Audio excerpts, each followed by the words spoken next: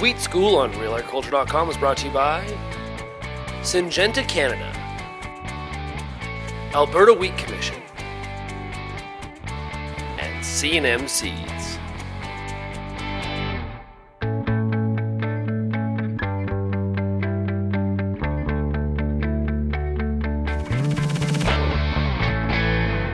Peter Johnson at Wheat Pete, RealAgriculture.com, and nitrogen on wheat this year, such a huge impact. Timing is everything. We're standing in one of the fields that Shane and I work with, and it just happened when we got here to put the nitrogen on. And yes, the stand is crappy, it's late planted wheat, it's some of this wimpy wheat we talked about, but oh my gosh, we got here, we got just the outside round done, and the skies opened up, chased us out of the field. We couldn't get back to put nitrogen on for 3 weeks. Look at the difference. Early nitrogen here, late nitrogen here. We've got green wheat that tillered somewhat, not perfectly, but at least it had some nitrogen to drive that tillering process. We've got almost no tillers over here in the yellow wheat.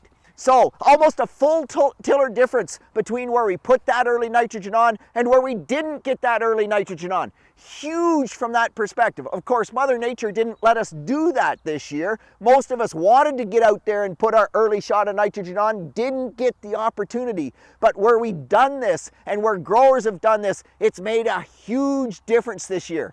So what's the rest of the story about nitrogen? Well, I'm still getting calls, so growers are deciding at this late date, I'm going to keep that wheat field. It's been a wet spring, the wheat's come back better than I thought it would, I want to tile the field, whatever. When is it too late to put nitrogen on, Pete? Do we put it on still? And the answer is absolutely. In our work, you can put nitrogen on at growth stage 32, that second node. And have you lost yield?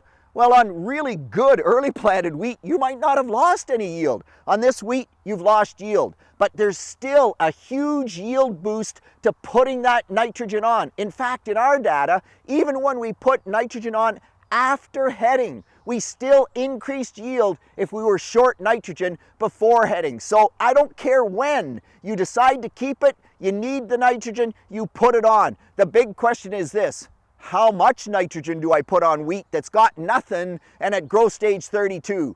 Oh my gosh, that is such a hard question. In fact, this year, because of how wimpy the wheat crop is, I'm a big, if you're going to keep that wheat crop, you manage that wheat crop. You do not short the nitrogen, or if you pull back from that 130, that 120 we'd normally put on, 100 pounds is the bare minimum.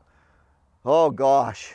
This wheat, I don't know what yield potential it has in some fields because we don't have the tillers, we don't have the stems. How do I go out there and pound on 100 pounds of nitrogen when it just doesn't have the yield potential there?